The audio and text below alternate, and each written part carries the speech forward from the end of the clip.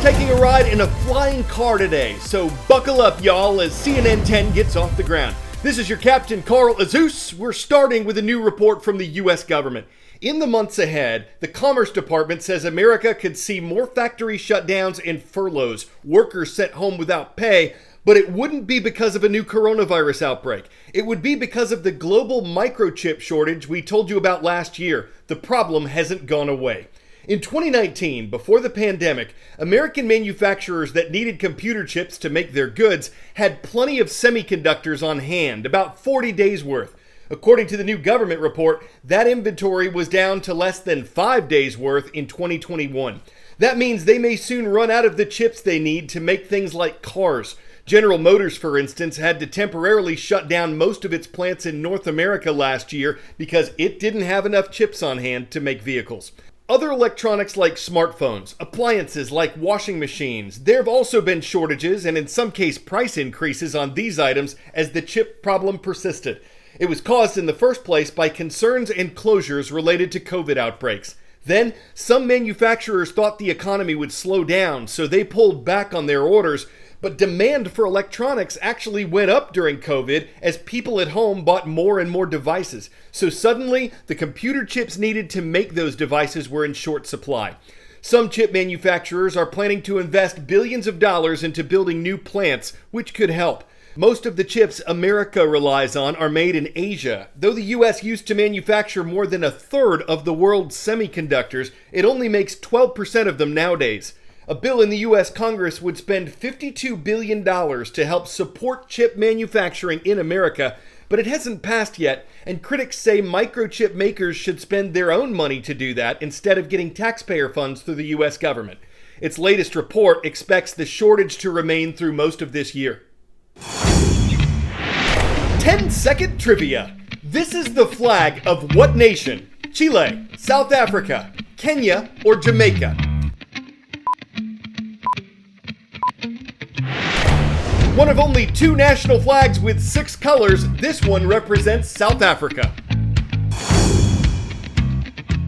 Taking a chunk of land and making it how it used to be. Bringing back species that used to live there. These are the goals of rewilding. There are some risks to this. If the plants and animals that are reintroduced to an area have already adapted to another one, it's possible they won't thrive in a place of rewilding. If people live nearby, they could face new dangers if the relocated animals are aggressive. There are also ethical concerns about trying to reestablish different species in a place they're no longer found. But when things go right,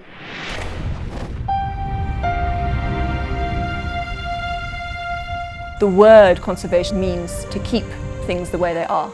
It means to prevent things from getting worse. But rewilding has a much more ambitious remit, and I think the planet deserves a more ambitious remit at this point in time. Located in South Africa's Great Karoo region, the Samara Private Game Reserve was established by Isabel Tompkins' parents, Sarah and Mark Tompkins, in 1997. What rewilding seeks to do is to restore ecosystem health by reintroducing all the component parts of that system, essentially reintroducing all the pieces of the puzzle. Spanning 67,000 acres, the park is home to 5 of South Africa's 9 vegetation biomes, and the team says it has over 60 different species of mammal. We're located in a global biodiversity hotspot, so despite being a semi-arid region, there's actually a remarkable amount of biodiversity, particularly endemic plants, and also certain endangered species like the Cape Mountain zebra, the cheetah, the black rhinoceros.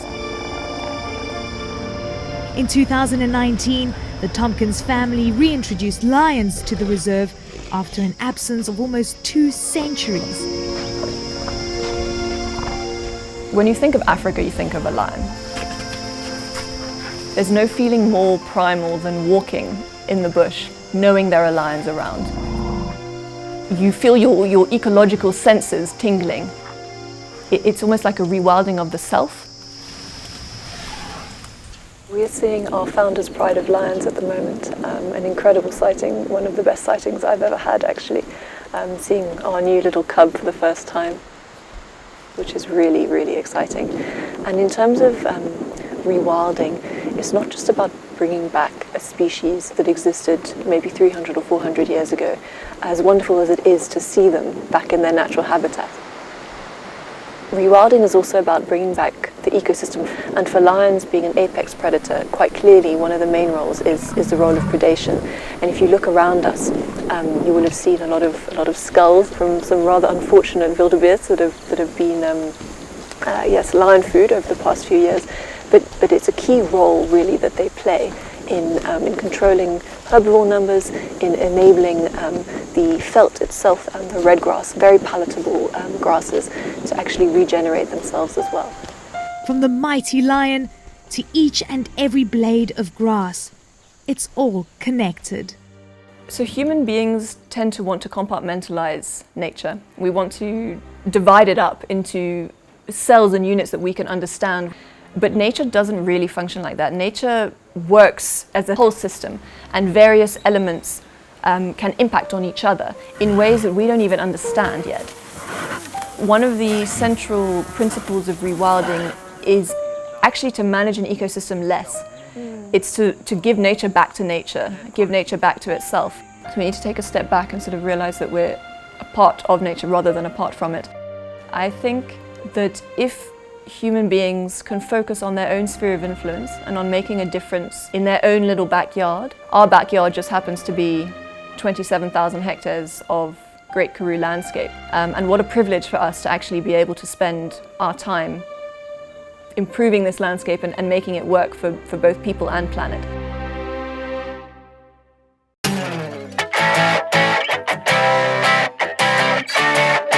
This isn't the first time we've reported on a flying car, and the one you're about to see isn't the first one to get approved by a country's government. Last year, the U.S. Federal Aviation Administration certified the Terrafugia transition as airworthy. That happened shortly before the company's work was moved to China. It's one challenge to develop a car that can fly. It's another to get government approval to do it. Then companies have to bring it to market. These vehicles tend to be very expensive, and you need a pilot's license and an airport runway for takeoffs and landings. You can't legally do that on the interstate. But with traffic congestion on the ground and open skies above, plus an undeniable cool factor, you can see why someone would want one of these. Just imagine, you're stuck in traffic, but with a touch of a button, your car grows wings and you can fly right out of it. Sounds like a dream? Well, actually, this is edging ever closer to a reality. After more than 70 hours of test flights and 200 takeoffs and landings, the air car has received a certificate of airworthiness from Slovakia's Transport Authority. Now, during those test flights, takeoff and landing procedures were actually achieved without a pilot even touching the flight controls. That is according to the aircar's developer, Klein Vision. It's flown between two cities in Slovakia, landing in the capital Bratislava's airport, whereupon it transformed into a car and drove straight into the city centre, which is pretty cool. Now, there are a few flying cars around in development around the world. Mostly they're waiting for regulatory approval. Some, though, are available already for pre-order, like Dutch company PAL-V. Now, their entry-level model is priced at $400,000. Flying cars have become a regular sight, actually, at tech shows and car shows. The Air Cars developer actually hoped to have it commercially available within the next 12 months, but there is one small catch. You need a pilot's license to operate it, which means, unfortunately, I won't be flying one anytime soon. Anna Stewart, CNN, London. Hey, if you've got the license, the clearance, and the money to land it, it'd be fun to say my lane is the sky lane. My street is the high street. My way is the skyway. My road is the high road. My highway is the flyway. You try to control traffic, I call air traffic control. And when I fly, I don't mean to look down on you, but I can't help it. I'm Carl Azus for CNN 10. Marshfield High School is in Coos Bay, Oregon. The Pirates are watching, and they know how to get a shout out. You subscribe and leave a comment at youtube.com/CNN.